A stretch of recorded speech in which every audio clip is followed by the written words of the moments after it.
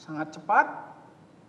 Kemudian dia sebelum mengalami ada yang masuk yang lain, dia akan berikatan dengan inti dari hem yang ada di dalam selular dan pun ada di dalam darah. Itu yang memberikan efek yang ditimbulkan oleh yang diamati oleh korban. Sianida juga mengalami reaksi korosif. Kenyataannya sianida sifatnya sangat mudah hilang, apalagi 3 hari lebih baru dilakukan otopsi. Jangan dianalogikan sama seperti kopi atau kafein, karena sifat dari sianida ini sangat-sangat. Begitu juga yang saya kerjakan dengan kasus almarhum Munir.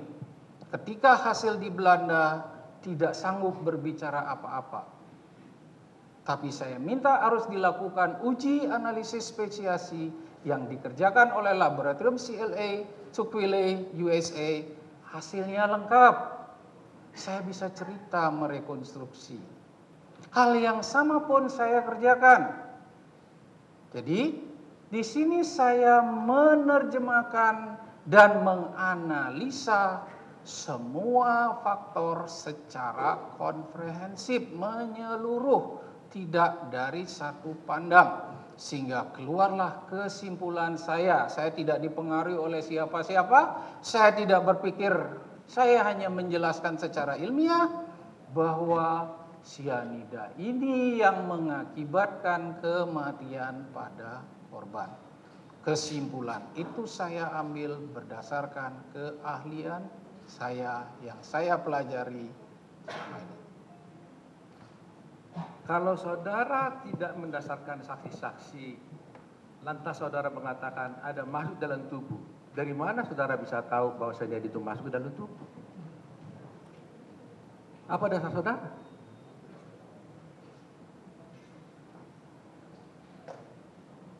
Yang ini bukti 0,2. Yang ini bukti fakta. Korosif.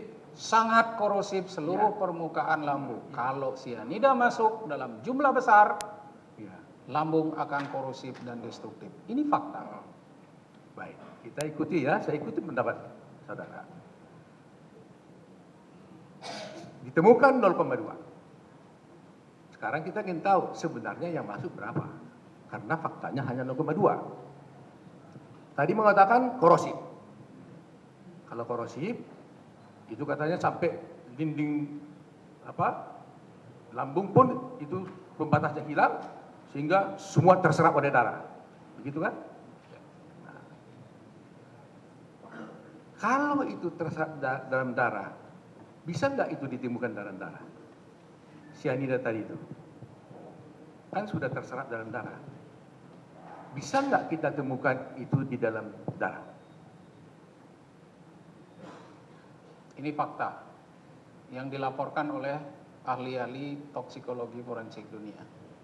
Ya, ketika dia masuk ke dalam darah, dia oleh enzim yang ada di dalam tubuh dia akan dirubah menjadi tiosyanat. Berdasarkan fakta ini saya pelan dulu. Nanti akan saya tanya ke sana. Saya tanyakan, berarti kan bisa masuk dalam darah kan? Sangat bisa. Pertanyaan saya menurut data yang saudara peroleh, diperiksa nggak darahnya? Dari berita cara yang saudara lihat ini, ada nggak pemeriksaan darah daripada tubuh korban? Tidak. Ini soalnya kan di situ. Kalau kita tidak temukan, tidak diperiksa darahnya, apakah kita bisa menganalisis berapa besarnya cyanida yang dalam darah? Boleh saya jelaskan?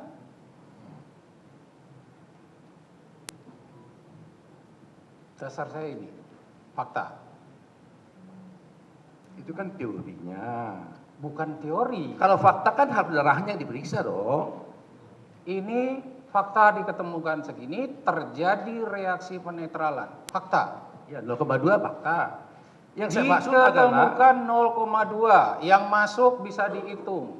Fakta diketemukan setelah 3 hari lebih 0,2 pH lambung segini. Fakta mengatakan bahwa sianida yang masuk mengalami reaksi penetralan. Berdasarkan keahlian saya coba menghitung reaksi stoikiometrinya, kemudian saya hitung, berarti paling tidak di dalam lambung ada jumlah seperti ini. Berarti sekarang kalau ditemukan cuma segini, sisanya kemana Pak? itu kan dengan asumsi saudara sudah berpendapat ada masuk 298. Saya tidak berasumsi. Karena begini, mohon dilihat, ahli ya. saya tidak berasumsi. Dengar dulu, saya tanya dulu ya. Darah kan nggak diperiksa. Itu persoalannya.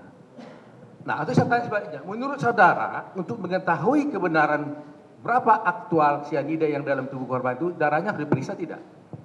Saya tidak mendapatkan data tersebut. Ya. Saya mencoba untuk melakukan rekonstruksi berdasarkan fakta yang lain, sehingga seperti yang saya sampaikan tadi, melihat fakta harus komprehensif. Saya mencoba merekonstruksi fakta berdasarkan fakta yang ada. Terima kasih. Baik. Dalam berita acara saudara dan tadi juga saudara mengatakan bahwa salah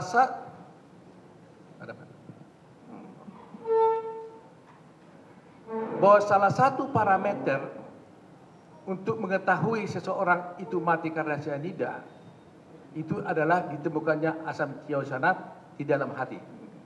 Begitu pendapat saudara?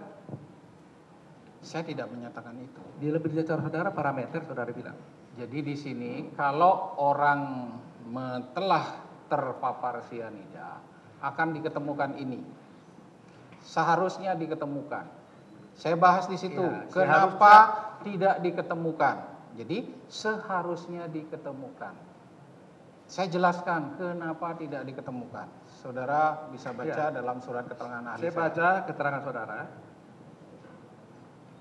di halaman berita acara saudara pada tanggal 13 bulan 2 2016 jam 13.30.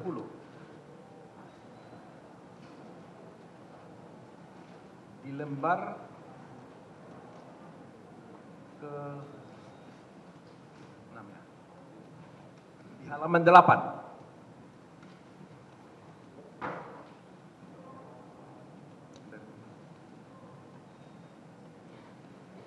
Mohon izin yang mulia, saya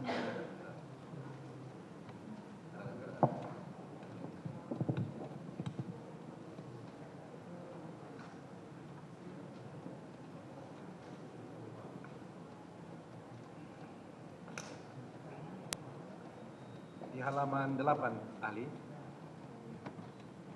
paling bawah bagian B. Nemu? Saya bacakan ya. Ya. Reaksi detoksifikasi sianida membentuk asam tiosianat adalah faktor yang sangat berpengaruh pada penurunan konsentrasi ion Cn di dalam darah.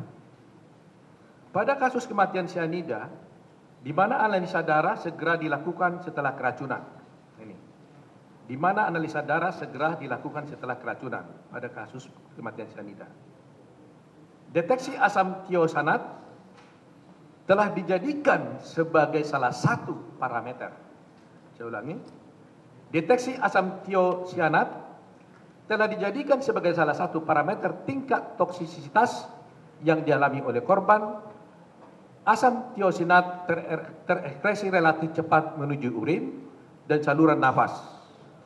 Pada kasus ini, ion SCN, yaitu asam tiosianat, tidak terdeteksi baik di dalam jaringan hati, empedu maupun di dalam urin.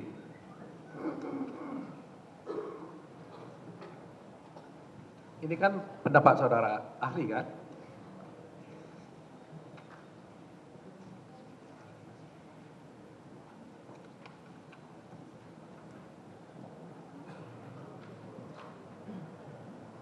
Halaman 8. Tanggal berapa? Yang saya pegang tanggal 8. Tanggal 13 bulan 2. Ya. Ini berita acara atau surat? Berita acara pemeriksaan saudara. Berita acara. Halaman 8.